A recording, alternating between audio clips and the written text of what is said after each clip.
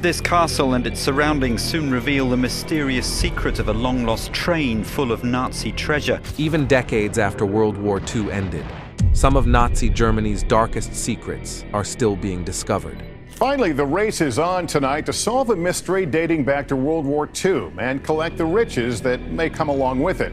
Legend has it that a Nazi train filled with gold was lost 7 decades ago. From experimental weapons to hidden underground labs, Japanese naval engineers developed this revolutionary suicide weapon, known as the Chiton, from an existing torpedo. what's been unearthed shows just how far the regime was willing to go in its quest for power.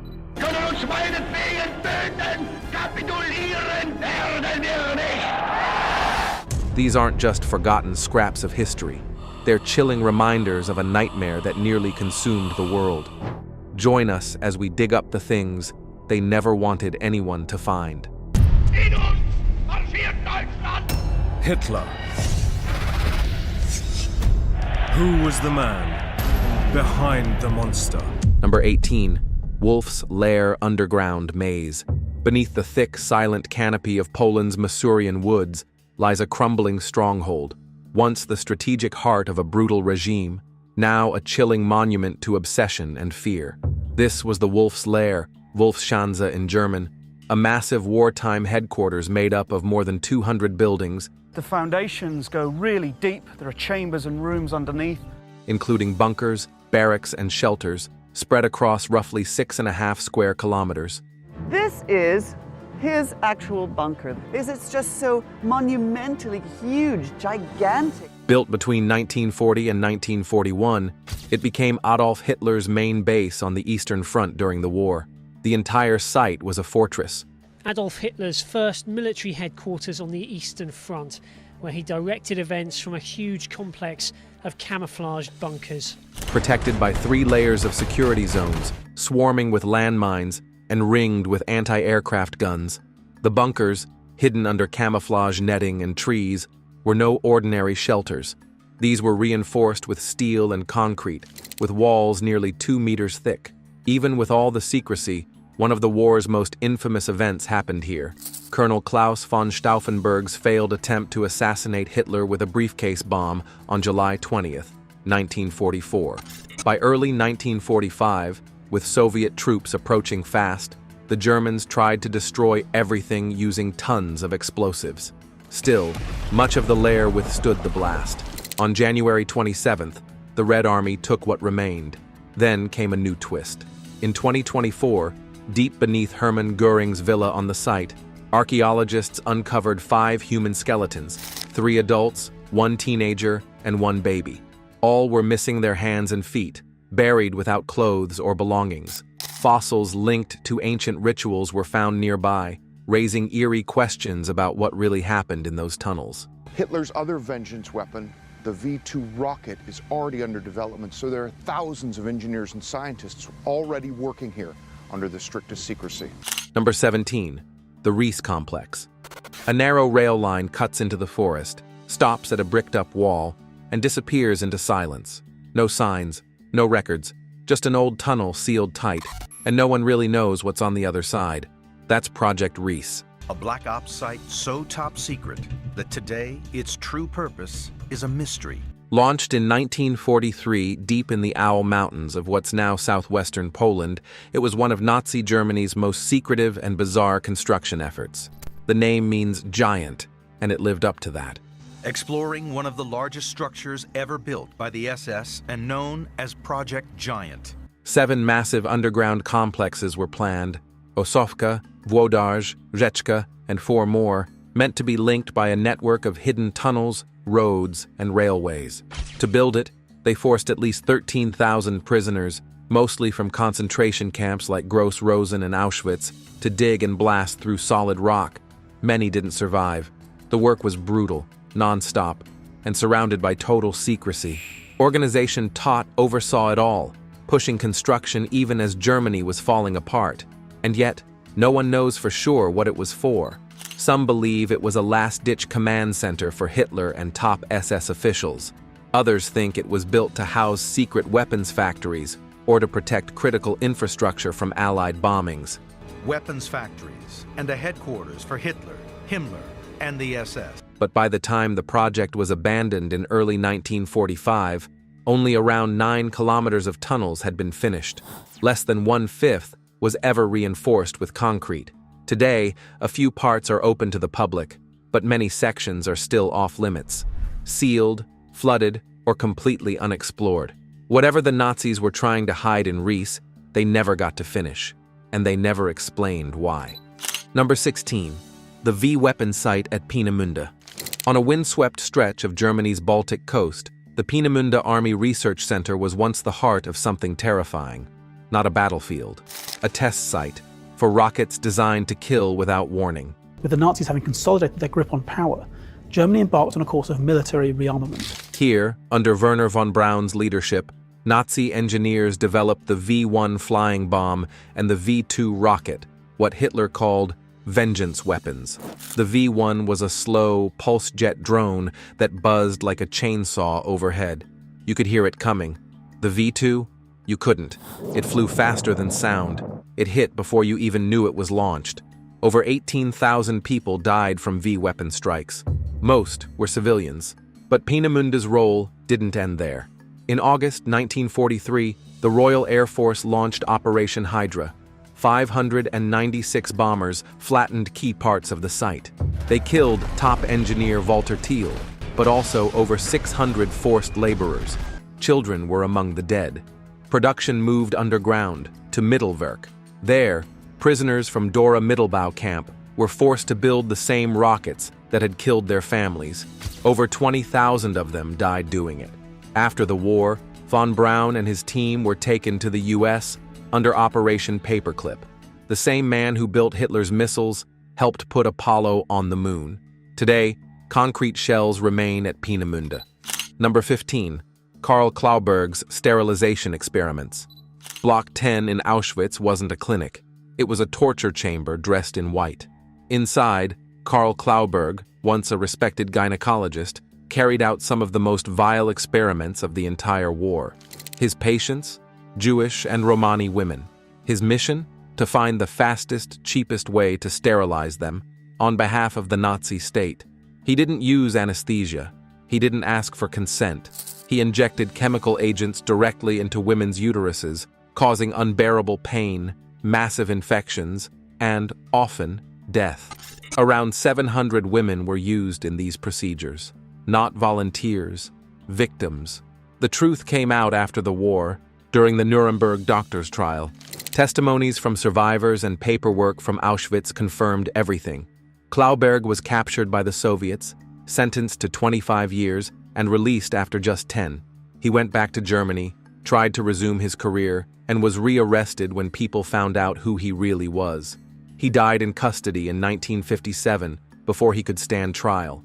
Block 10 is still there, quiet now, but you can feel what happened inside. The horror, the betrayal of medicine. What Klauberg did wasn't experimentation. It was assault, backed by state power. His victims weren't just numbers. They were daughters, mothers, human beings, and they deserved better. Number 14. The Berlin Flak Towers. Thick concrete walls, radar-guided guns, and a hospital buried inside a fortress. Berlin built a monster to fight the skies, and it nearly became a city within a city. When British bombers struck Berlin in August of 1940, Hitler demanded a defense system the Allies couldn't break. Hermann Goering, the chief of the German Air Force, actually promised Hitler that if the Reich was ever to be bombed... The result? The Flak Towers. Colossal concrete strongholds that doubled as anti-aircraft batteries and bomb shelters.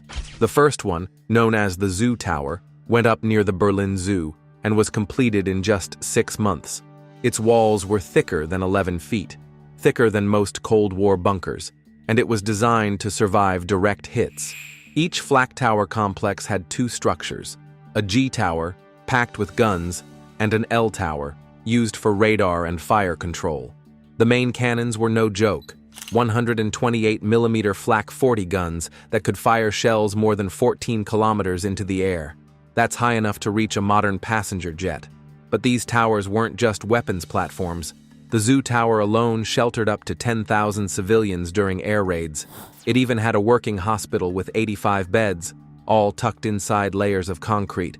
By April of 1945, as Soviet troops closed in, the towers turned into last resort fortresses. Artillery fire pounded them, but they held out until the very end. The zoo tower didn't surrender until April 30th. After the war, it took multiple demolition attempts to finally bring the structure down. Parts of others still stand, massive, forgotten beasts hiding in plain sight. Number 13. Action T4 Euthanasia Program. The Holocaust didn't start with death camps. Many people died in the ghettos because of the poor conditions, and this is of course intentional by the Germans. It started with a letter, a desperate father asking Hitler to end the life of his severely disabled son. That single request became state policy. In 1939, Nazi Germany launched what they called Action T4. It was framed as mercy, but it was murder, calculated, clinical, and carried out by men in white coats, children with epilepsy, adults with schizophrenia, infants born with Down syndrome. They were targeted, not for what they had done, but simply for who they were. They were taken from homes and hospitals, loaded onto buses with windows painted gray. 6 killing centers were used, Hadamar, Hartheim, Grafeneck among them. Victims were told they'd receive treatment. Instead, they were led into rooms that looked like showers. Then came the carbon monoxide. Families got urns of ashes, death certificates that blamed pneumonia or heart failure. But things didn't add up. Too many deaths, too quickly, with eerily similar wording. After the war, the truth surfaced piece by piece. Locals testified about the buses. U.S. troops found stacks of forged records and cremation logs. Former staff spoke under interrogation. The Hadamar trial in 1945 exposed everything. More than 15,000 murdered in just one site. And across all of Germany, over 200,000 lives erased. Action T4 was more than a tragedy. It was the prototype. The same doctors and methods would later be used in the Holocaust. Today, the buildings still stand. Number 12. Arnsberg Forest Massacre. In the dying days of World War II, with Nazi Germany collapsing, a series of unspeakable crimes took place deep in the Arnsberg Forest, North Rhine-Westphalia. Over just 4 days, between March 20th and 23rd, 1945, SS units under Hans Kammler executed 208 forced laborers. Their supposed crime was being labeled plunderers. Among the victims were Polish and Russian civilians, women, men, and even 2 children. In Langenbach Valley near Warstein, 71 prisoners were stripped, lined up, and gunned down. In Suttrop, 57 were made to dig their own graves before being shot. And near Eversberg, 80 people were executed over a pit blasted into the earth with grenades. No one spoke of it, until American forces arrived in April. Locals stepped forward, guiding soldiers to the shallow graves. The U.S. military unearthed the bodies, then ordered former Nazi party members and townspeople to see the aftermath for themselves. The victims were later reburied with dignity in Meshede's Fulmecca Cemetery. And decades later, in 2019, archaeologists returned to the sites. They uncovered over 400 personal artifacts, buttons, shoes, even a Polish dictionary, silent reminders of the lives that were erased. Number 11. U-864 and the toxic cargo. Off the coast of Norway, there's a wreck that still leaks poison into the sea, and it's not from a recent accident. It's from a Nazi mission that never made it home. In February of 1945, German submarine U-864 slipped out of Bergen under strict orders. Its destination was Japan. Its mission? Deliver steel aircraft parts and 67 tons of mercury, enough to supply Axis allies with the resources needed for advanced weapons production. It was called Operation Caesar, and it was supposed to be top secret, but British intelligence was listening. The Royal Navy sent HMS Venturer, a submarine with one job: stop U-864. What followed was something that had never happened before, an underwater battle between 2 submerged submarines. After a tense 4-hour game of cat and mouse, Venturer fired 4 torpedoes. One hit. U-864 went down with all 73 crew and its entire cargo. It stayed lost until 2003, when researchers found it in pieces off Fedje Island. The wreck of the U-boat was found in 2003 by the Norwegian Navy, about 2 miles from the island of Fedje. But the real horror came later. 1,857 flasks of mercury had ruptured, leaking toxic metal into the seabed. In 2018, Norway approved plans to entomb the wreck beneath layers of rock and sand. Number 10. Human skin lampshades at Buchenwald. When U.S. troops arrived at Buchenwald in April 1945, they knew they were entering a place of horror, but even they weren't prepared for what they found. Inside the camp's pathology department, among medical records and preserved organs, were lampshades, not ordinary ones. They claimed that these were made from human skin. These lampshades became a symbol of how far the Nazi regime went in stripping people of their humanity. At the center of this nightmare stood Ilse Koch, the wife of Camp Commandant Karl Otto Koch. Survivors called her the Witch of Buchenwald. Witnesses accused her of selecting prisoners with unique tattoos because she wanted their skin. After they were murdered, their flesh was allegedly tanned and turned into grotesque keepsakes. Koch was tried and convicted for war crimes, but the court never definitively proved the skin lampshade allegations. For decades, that part of her legend remained in limbo. Then, in 1992, a widely circulated lampshade was tested, and results said it was synthetic. But in 2023, new forensic methods were applied. One item, once doubted, was confirmed to be made from human skin. That lampshade is now preserved at the Buchenwald Memorial. Number 9. Enigma machine found in the Baltic Sea. In November 2020, off the coast of Germany in Gelting Bay, a group of divers working for the Worldwide Fund for Nature were just trying to clean the sea. They were pulling up old fishing nets, abandoned, tangled messes choking the Baltic. But then, something strange surfaced. At first glance, it looked like a rusted typewriter. Then, they saw the rotors. What they had found wasn't scrap. It was an Enigma machine. This was the code-making device the Nazis believed was unbreakable. I don't know if you're familiar with the Enigma machine, Enigma code machine, which was used by the German Nazis. Used to send their most secure wartime messages. And for a time, it nearly was. Until Alan Turing and his team cracked it in Bletchley Park, changing the course of the war. Experts believe this particular machine was tossed overboard by a retreating German crew, desperate to keep it out of Allied hands. It sank to the seabed, tangled in a net, and lay there for over 75 years. The machine was sent to an archaeology museum in Schleswig, where it took nearly a year to restore. Salt had to be drawn out, the metal stabilized. Now, it sits on display, silent, but not forgotten. Number 8. Nazi relics found in Argentina. In June 2017, police raided a quiet home in Becar, a leafy suburb just outside Buenos Aires, and uncovered something chilling. Hidden behind a false wall, behind a bookshelf, was a secret room. Inside it, 75 Nazi artifacts. Among them, a bust of Adolf Hitler, medical instruments once used for so-called racial science, and children's toys covered in swastikas.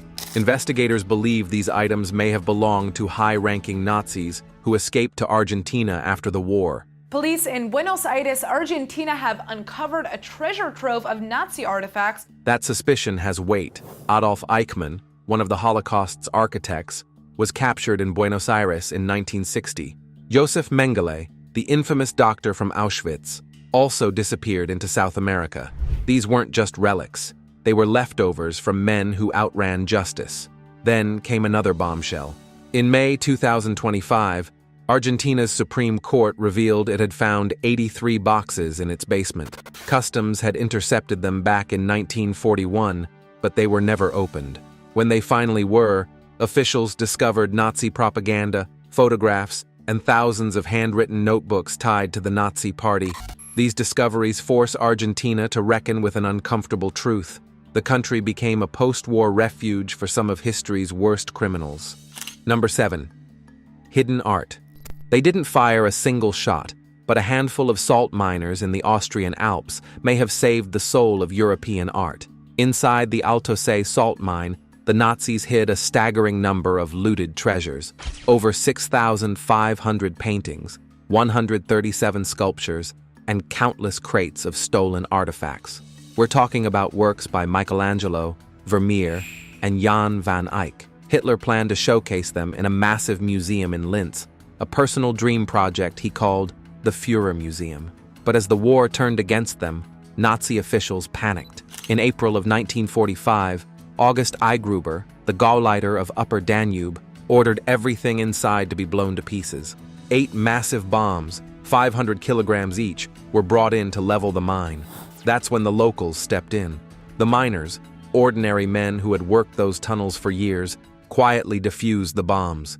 No orders, no weapons, just the conviction that this art had to survive. They sealed off the mine and waited. On May 8th, the Americans arrived. The monuments men began their recovery work almost immediately, finding the art nearly untouched. The salt mine's cool, dry conditions had preserved everything perfectly. To this day, the mine stands as proof that even in the middle of war, some people chose to protect beauty instead of destroy it. Number 6. The Nazi Bell. Tucked deep within the Nazi regime's most secretive research efforts, one project stands out, not for what we know, but because of how much we don't. They called it Die Glock, the bell. According to post-war accounts, this bell-shaped device was unlike anything the world had seen. Roughly 2.7 meters wide and nearly 4 meters tall, it supposedly housed 2 counter-rotating drums filled with a glowing violet mercury-like substance known only as Zerum 525. Some said it could bend gravity. Others whispered it might have warped time itself. The story first came to light through Polish journalist Igor Witkowski, who claimed he'd seen classified transcripts from an SS officer's interrogation, Jakob Sporenberg. According to those files, Die Glocke was tested in a facility near the Wenceslas mine in Lower Silesia. But here's where the line between fact and legend blurs. No confirmed evidence of the device has ever surfaced. Some believe it was smuggled to South America. Others think Allied forces seized it in secret.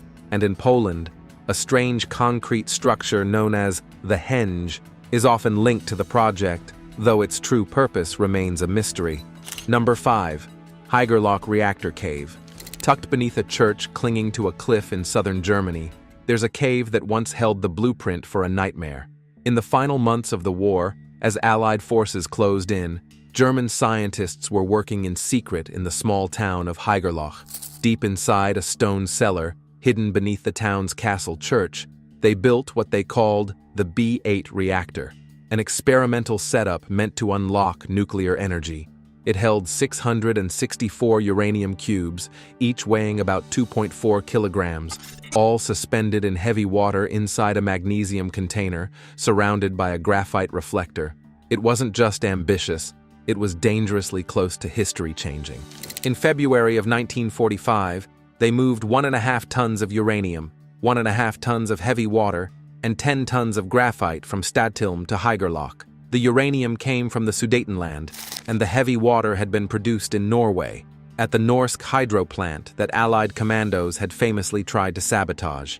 But here's what they didn't figure out. The reactor wasn't big enough. It couldn't reach critical mass. The math wasn't on their side.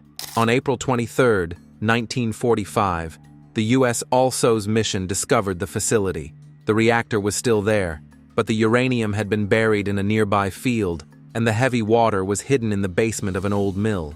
Today, that cave is a museum, but what it nearly became is the real story. Number 4. Merker's salt mine treasure. Beneath the quiet village of Merkers in central Germany, something waited in silence. Buried so deep underground, most locals didn't even know it was there. But in April of 1945, that secret came crashing into daylight. As General Patton's Third Army rolled through the area, 2 local women casually mentioned to a few American soldiers that something unusual was hidden inside the nearby Kaiserroda salt mine.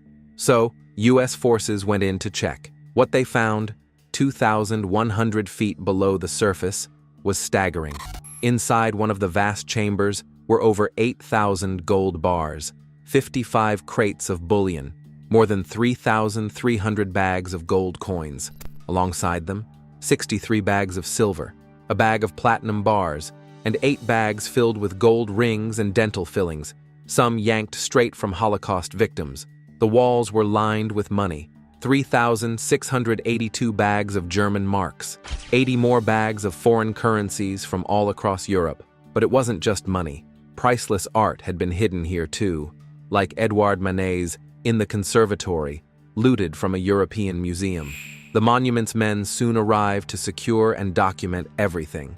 Even Eisenhower showed up, along with Generals Patton and Bradley. This wasn't just treasure, it was undeniable proof of theft, atrocity, and greed on a scale the world had never seen. Today, the Merkers mine is a museum, but the horror it once held, that's still sinking in. Number 3. The Amber Room's fate. A room made entirely of amber and gold vanished in a war zone, and 80 years later, no one knows where it went, not even close. The Amber Room began as a royal gift, including the Amber Room from St. Petersburg. The room was reconstructed in 2003. It was built in the Kingdom of Prussia in 1701 and sent to Tsar Peter the Great in 1716.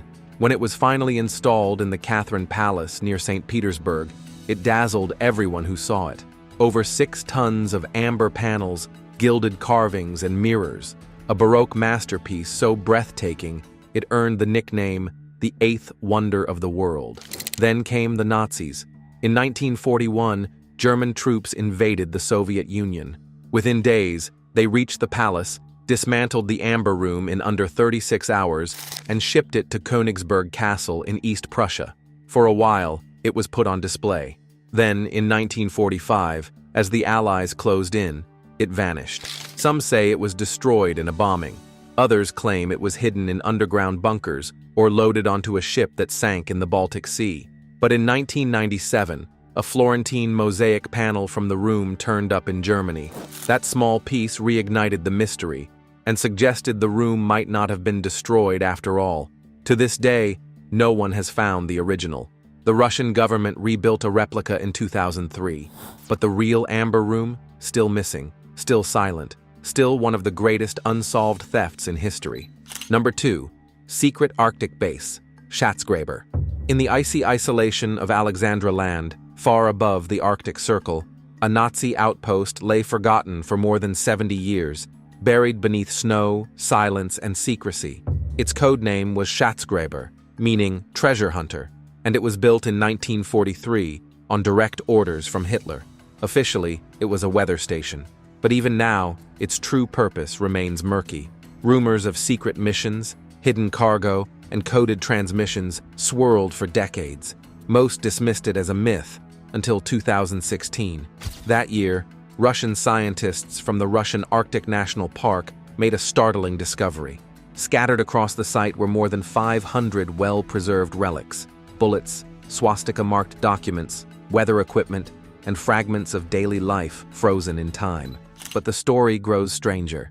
In 1944, the base's crew fell desperately ill after eating undercooked polar bear meat. They had contracted trichinosis. With no cure and no help nearby, a U-boat was dispatched to evacuate them. The station was left to rot in the cold. What remains today isn't just steel and paper. It's a testament to how far the Nazi regime was willing to go, pushing into the most hostile parts of the planet to chase dominance. Number 1. Hidden Nazi treasure trains. As the Third Reich fell apart in 1945, a strange rumor began to make the rounds.